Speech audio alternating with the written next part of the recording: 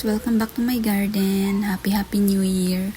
So first vlog ko pa lang for New Year. Medyo nagkaubo-ubo tayo.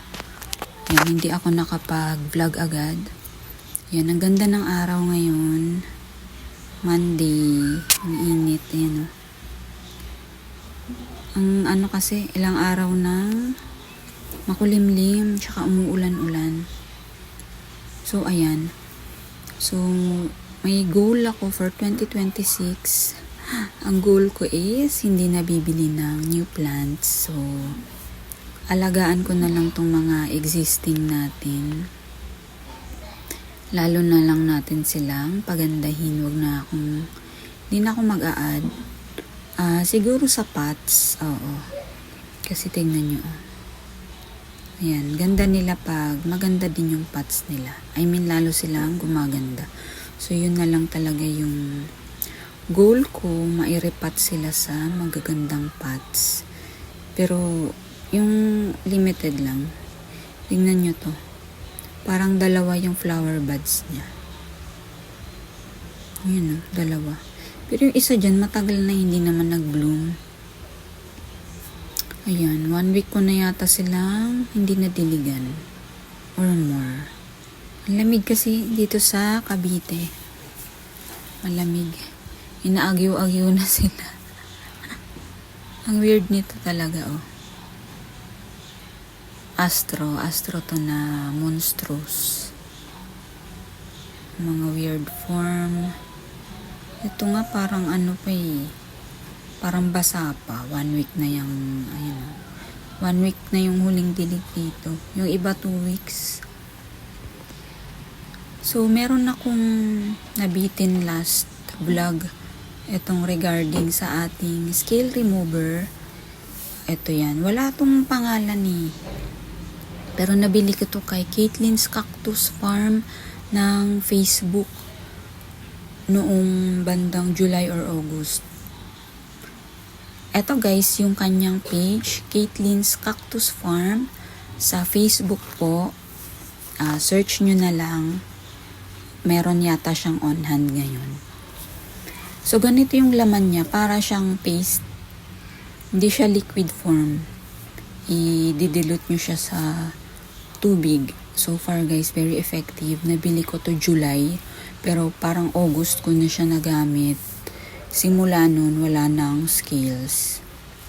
So, ayan yung instruction niya. Pinopost din naman to ni ma'am. Susundin nyo na lang. So far guys, mula nung nag-spray ako is, hindi na talaga bumabalik. Yan, meron yan. Nagkaskil. Lalo itong mga green na to. May scratch siya, oh. Ayan, August yata to na-sprayhan. Hindi na bumalik. As in. Madalas mag-scale itong mga green. Pero ito meron din yun konti. Ay, ito. Marami to. As in. Sobrang dami nito. Pero hindi na bumalik guys. Ito rin. Dati kasi mga ginagamit kong pang skills, bumabalik siya after 1 month. Ganun. So, ito ngayon. Ay, pati pala dito. Hindi lang skills. Ang adenium kasi guys, prone siya sa aphids ba yun? O mealybugs. Basta din, pest din. Nilagyan, inisprayhan ko din sila kasi lagi itong kalbo. Kasi yung dahon niya, as in yung may itim. Spider mites. Spider mites. Puro spider mites. Sorry sa basura guys. 2 weeks na kami hindi nakakutan. So, ayun. 2 weeks, puro siya spider mites yung leaves. So, tinaray kong in-sprayhan. Effective din dito. Ayan, dami na niyang new leaves. As in, kinakalbo ko to ilang beses. Siguro 3 times kong nakalbo. Kasi pabalik-balik. Pero ayun, tingnan nyo to, oh. Diba, ang kintab. So, in-sprayan ko pa rin sila for maintenance. Yan, dami din yan dating skills. So, ayun, wala no. Ang init sa labas.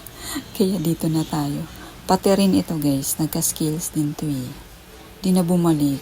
As in, very very effective. So, kung gusto nyo, bili na kayo. Medyo mahal siya, 400. Pero, marami naman siya.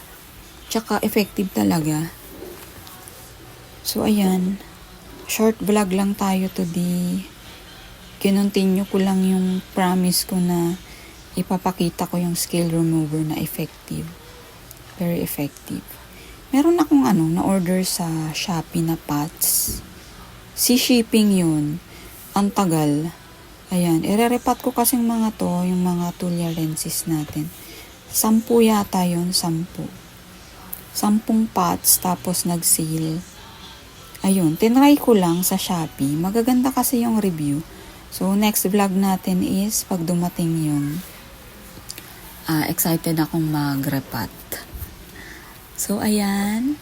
Happy New Year sa lahat. And thank you sa lahat ng laging nagsusupport. See you again soon.